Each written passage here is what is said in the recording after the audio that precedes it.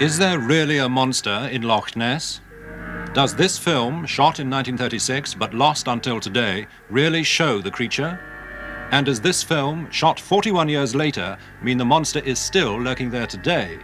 Is that what Alex Campbell has seen more times than anyone else alive? I've seen it 18 times.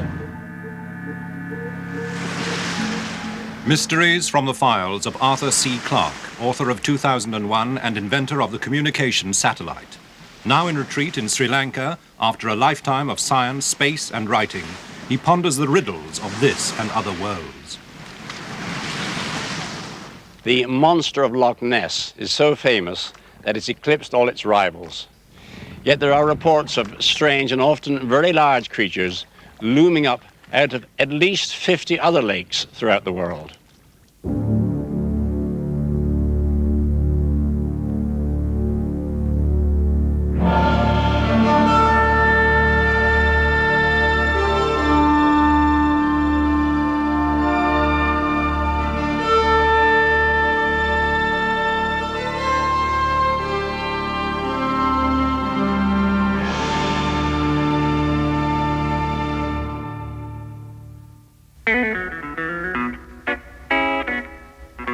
Lake Okanagan, Western Canada, 130 miles long, 800 feet deep, and apparently abode of one of the world's most frequently glimpsed monsters, Ogopogo. 63 OV country, mainly clouds today with a high from 4 to 6 degrees, the lows tonight around the 0 mark.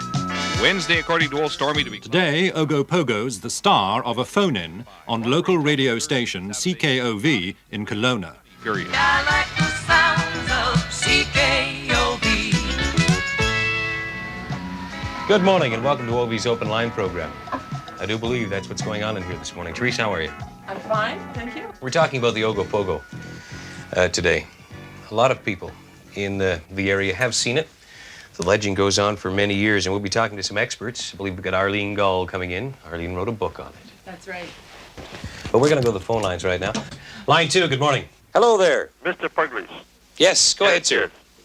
You want to know about Ogopogo? I certainly do. Yeah, okay. I had a taxi and I took a passenger to the hospital and then I was coming down Abbott Street. And I got far as about here. I looked at the lake. I was surprised and I seen this thing come out of the water. Well, it's like a horse's head with the kind of horns on it. Well, he was huge, you know, standing up there, oh my, just like a, you know, like a big serpent. Then another fellow come behind me and he says, what are you doing looking at? He says, I see no Ogopogo over there. And he says, where? Over there, he says. I had the door open, the car, and I stepped out just a little bit, and he slipped back in the water, see? And he says, gee, look at the big waves there. And all we can see is big waves going down there to Fred's place where he had the boat rental. And they disappeared, see? And then I got all excited. I got in the car and I pulled to the willow end. And I told the people, I says, they were having breakfast, I just seen Ogopogo. And they says, what the heck you been drinking, eh? Line 4, go ahead, please. Hello, John. How are you? I'm not too bad. Good. Are you going to give me your name? No, I'm not. Okay.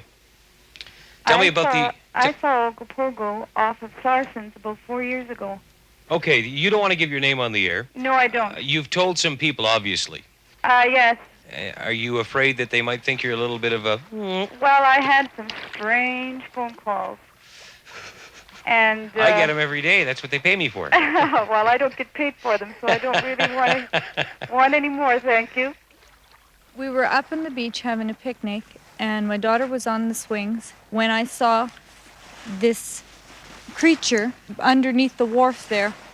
And when I turned around and saw it and realized that it was the legendary Ogopogo, I just freaked out. I grabbed the baby and ran down to the beach, and I guess I yelled over and over, that's him. She was screaming like anything. She just couldn't believe it. Her face was red and was fishing or whatever it was doing, and it was there for quite some time. then it straightened out and went along those poles. And as it traveled along, just the 3 humps were showing. And they were from one of those end of those poles to the other in the space the 3 humps were. It traveled along the beach till about the corner over there, and then it turned and went straight across the lake. Now I would hesitate to go on the lake because it's such a huge thing that I think it could tip a boat over. And not being a swimmer, I would drown, so I haven't been on the lake since. All right, we're going to break from the phone calls right now and introduce to you someone that's well known in the Okanagan Valley, Arlene Gall. Arlene has written a book on the Ogopogo. Good morning, Arlene. Good How are morning, you? John. Morning, Teresa. Good morning, Arlene. How many sightings have you documented? Literally hundreds. Literally hundreds. When was the first sighting? The very first sighting was in 1852. The first documented sighting in 1852. Okay, 1852, and it's now 1980. Do we take it to mean that there must be more than one Ogopogo? There definitely appear to be more than one. There has been a film that was made, and I think it was back in 1968. It's pretty hard not to believe when you see it right in front of your eyes. Tell us about that film this morning. The Folden film was taken in 1968 by a gentleman by the name of Art Folden. He was returning from a trip to his home in Chase. And as he neared the Peachland area, he spotted an object out on the lake, and he said to his wife, "Look, there's Ogopogo." And she laughed at him. And he got out and started filming the creature. And what we see in the film is a large animate object moving through the water, surfacing and submerging at various speeds and at various times. And it also shows the creature taking off at very high speed, producing a massive wake. And this is the footage in the film that I like very much, because you see a creature just pushing water something terrifically with a massive wake in front, just creating huge wave action. This is believability on my part. Have there been any recent sightings? We've had approximately 7 to 8 sightings this year, but we have one that has been the very best sighting. Why? It was the Rieger family. It was a beautiful day. The water was just as calm as glass. When I just took a look across, I could see a big wave coming. And at that time, I just didn't take much notice of it, and it kept coming closer, and I thought to myself, why would there be a wave coming if there's no wind or anything? So I called to my son. I says, "Come on back here," and I says, "Take a look and see if you think what the heck's coming down the lake here." So he took a look at it, and he says, "Gee, I don't know." So we had his grandson. My grandson was along too. And he said, "Hey, Grandpa," he says, "that's the Ogopogo." It would have ran right into us, but we had to weir the boat off alongside, and then we followed it alongside for about, maybe 15 to 20 minutes. And I'd say the monster was possibly 14 to 16 feet long, which was above water, sticking above about 3 feet. And had quite a hump on the front shoulders and had a hump on the back where the tail went. And I'd say the tail was approximately, probably 30, 40, maybe 50 feet, because we couldn't see the end of it. But he did have a long tail. He had 4 legs, and I'd say the monster weighed approximately maybe 30 ton. And his head in the front was moving from side to side. It seemed like he was looking for fish or feeding or something like that, and he was stirring up a tremendous amount of water. If I would have never seen it, I would have never believed it. And actually, I don't care if anybody believes me or not, but I seen this animal, and I know it's here, and I know it's a tremendous-sized animal. That's it for today. Thank you so much for participating in the program. We're on tomorrow morning at 8:30. Have yourself a safe day. Thank you. I'm John Michaels. Bye-bye. I'm Teresa Elvis. Bye-bye. Across the world, the lakes that boast monsters also attract posses of intrepid pursuers, ready to take to the water at the drop of a hat.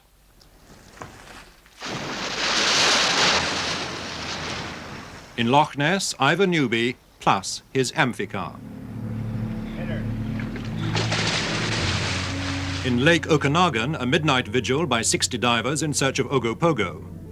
There have been red submarines, yellow submarines. A big game hunter, four-armed with a monstrous cage. In Sweden, a trap for the monster of Lake Storsjö, baited with a pig. and in Japan, sake to inebriate Issy, the monster in Lake Ikeda, and the reigning Miss Hibiscus to inaugurate an Issy observatory with round-the-clock surveillance. Oddly, almost all the world's known monster lakes lie away from the tropics. Even the shallow waters of Loch Ree in Ireland would appear to have a mysterious occupant.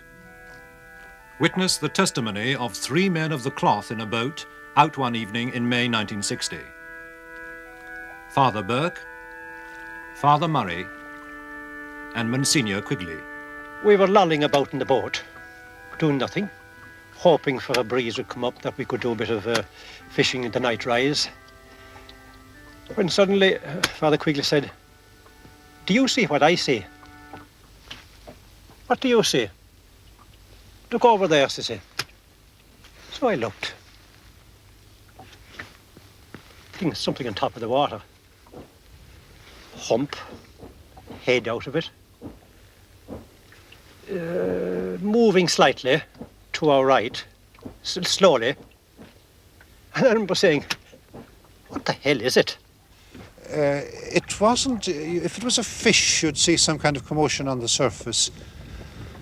Or if it was a needle-like thing, you'd see a kind of wriggle, but there was nothing at all. It could have been the periscope of a little submarine. My reaction was one of astonishment, because I knew that it was a very large creature, larger than any fish that could have been in the lake. Afterwards, we discussed the matter and, well, we agreed that it was something in the nature of a large serpent. They said we had been indulging too liberally or something, that we were seeing strange creatures on the water. Well, you can say quite honestly that we didn't have a single thing in the way of nourishment on that particular day. Maybe it was a crocodile. An Irish crocodile. But the rarely seen beast of Loch Ree is shyness personified, beside the granddaddy of all the lake monsters.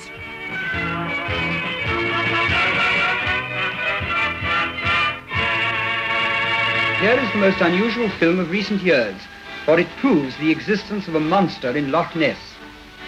The loch is 21 miles long, 1.5 miles broad, and 900 feet deep. The crosses on this diagram reveal where it is stated that the monster has been most frequently seen in the past. The arrowheads indicate where it has been seen on the road and shore. And this is the point our cameramen were stationed at when, after a long and arduous vigil, they actually filmed it. Through our telescopic lenses, we saw the grey waters suddenly heave as the monster cut through them with lightning speed.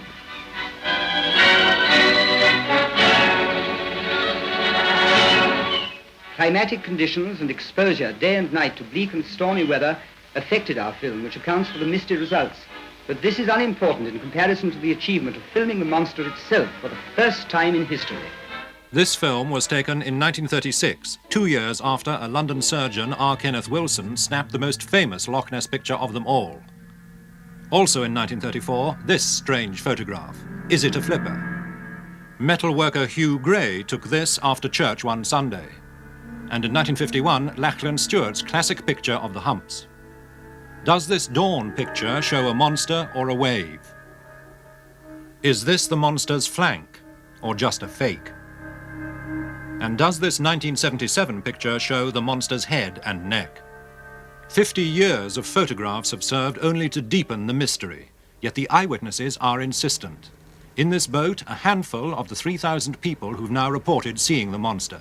Alex Campbell, water bailiff on the loch for 47 years, who believes he's seen it 18 times. Peter McNabb, a banker from Irvine, who took a famous picture in 1955.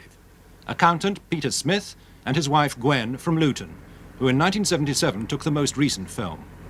I was stunned, taken aback, shut my eyes 3 times to see that I wasn't imagining things, and then the head, neck, huge hump body, perfectly clear without any doubt, and I knew right away that that creature was scared because of its behavior.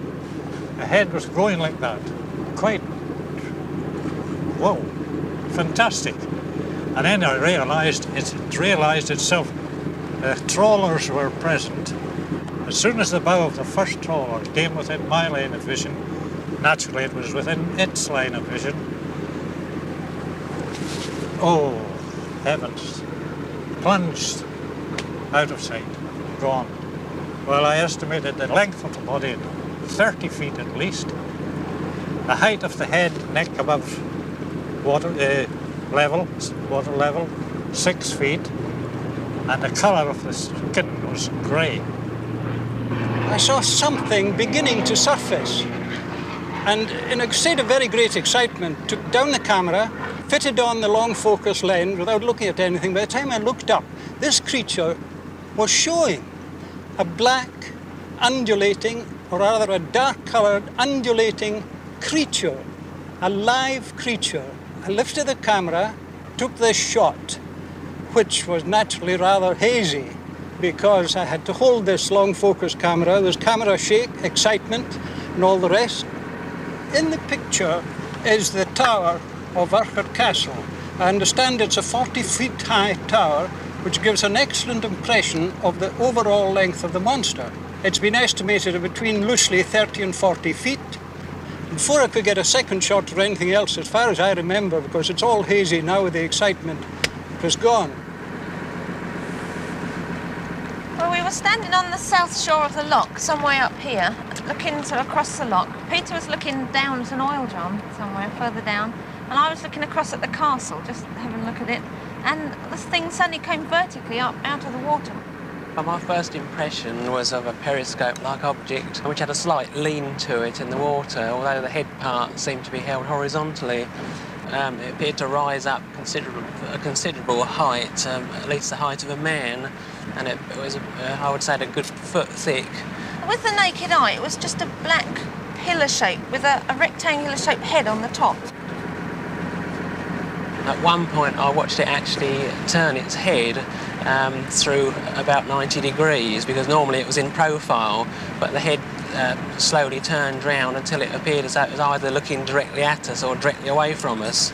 And when it did this, it appeared to be the same thickness as the neck. It disappeared as a separate entity, and then it turned back again the same way as before. I've no doubt that the eyewitnesses have seen and indeed photographed something quite real. But it could have been a skull of fish, the wake of a boat, seabirds, a seal. Many possibilities have been suggested. The trouble is, it's very easy to be mistaken. For example, this looks like the most famous Loch Ness monster photo ever made, but actually it was taken right here. We're at the entrance of Trincomalee Harbour. Believe it or not, an elephant used to swim across this opening, and the island on the right is called Elephant Island for that reason. Now, I'm not for a moment suggesting that any of the Loch Ness sightings were due to swimming elephants, but this does show how easily it is to be mistaken. But for all that, for half a century, the lure of Loch Ness has inspired men to hunt for the monster. Most dedicated of all the sleuths, Tim Dinsdale, once an aeronautical engineer, now a veteran of 20 summers living afloat on the loch, with some classic monster tales in his locker. I saw an object about 250 yards away, as near as I can guess, which came out of the water, sort of. At first I thought it was a cormorant's neck, but then, of course, you could see that it wasn't a cormorant because it was too big, and it came out like a black snake, like a black anaconda. That's what it looked like. It came out of the water like that, and then it went down, and there was a boil of white foam. And then it broke surface once again with a boil and went on. I didn't see it again. Very quick, seconds, but it was real. And it had a startling effect on me, as it does, I think, when you get moderately close to these things. It suddenly becomes tremendously alive. And the first thing I did was put my life jacket on. You see, I don't normally wear one because you can't live in them, quite frankly. I've got them around, but the first thing I did was put it on. Dinsdale's lonely vigil on the loch began on April the 23rd, 1960. He was driving along the shore when something caught his eye. I saw this immense, extraordinary object. It looked like a back of a huge animal, reddish-brown. It stood 2 or 3 feet out of the water, 4 or 5 feet across, probably nearly as long as this boat, quite motionless, reddish-brown, and a blotch on the left flank, which I could see very clearly. And then, while I was watching it, it started to move. A most electrifying moment. This huge thing started to surge away across the water. And I turned the camera and I shot about 40 feet of black and white film at extreme range, but nevertheless it was on film. This hump going across the water made a huge glassy wake, no prop wash visible. And then it approached the far shore and then turned through 90 degrees and progressed under the surface, throwing up a wave which has since been measured on the film at a height of about 2 feet. In 1966, the Royal Air Force long-range photographic experts studied the film, and they said the film is not faked. It's taken from approximately the place stated at Loch Ness, which is about 300 feet up on the shore. The object seen is neither a surface boat nor a submarine. It moves up to a speed of 10 miles an hour, and a cross-section through it, a sausage slice, would be 6 feet in width, and as 3 feet of it is above the surface, they estimate will be at least 2 feet below. And finally, they said we think it is probably animate, alive.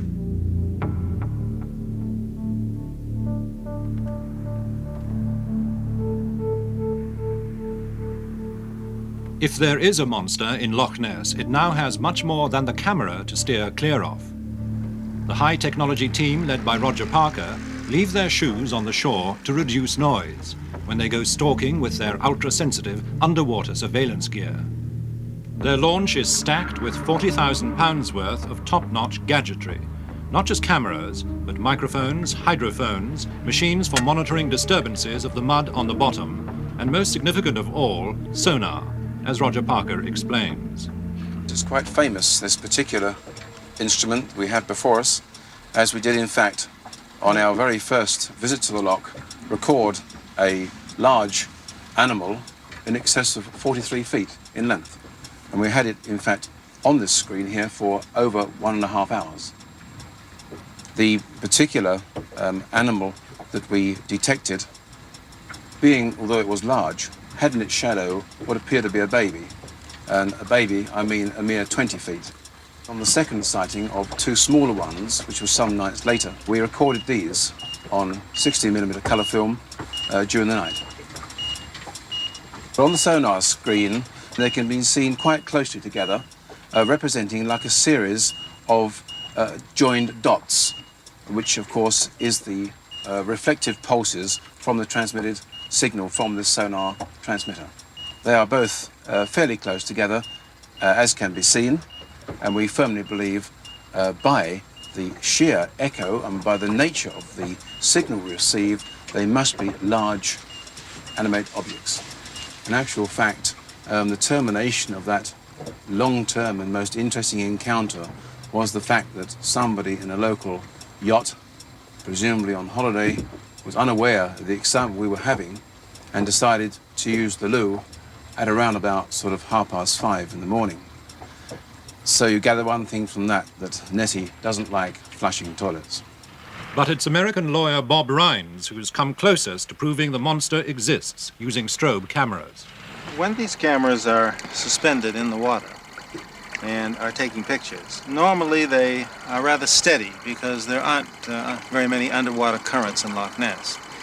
And we did have a rare episode once in 1975 when we think one of the animals started disturbing our whole rig. And it bumped into it, knocked it, turned it upside down, and the camera pointed up towards the surface, took a picture of the boat, and all of a sudden, in one frame, we took a picture.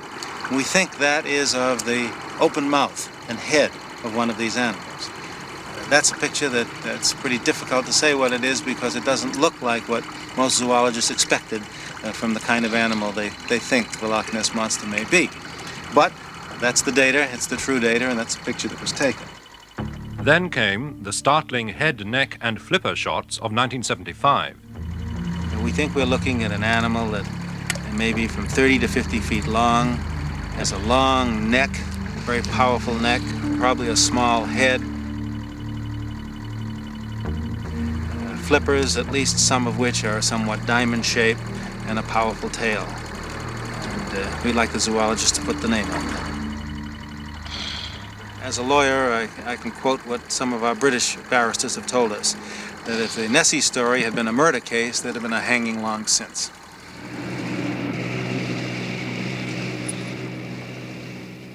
Frankly, I'm much more skeptical of lake monsters than of sea monsters, because lakes, after all, are fairly small bodies of water, and there are plenty of eyewitnesses around them.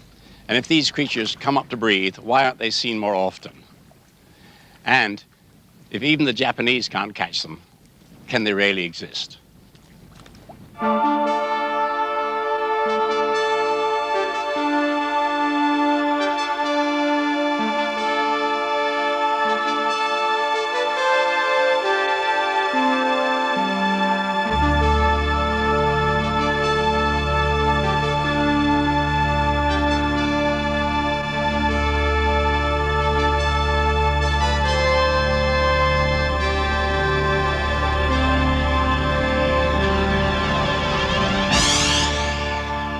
Next week, the Great Siberian Explosion.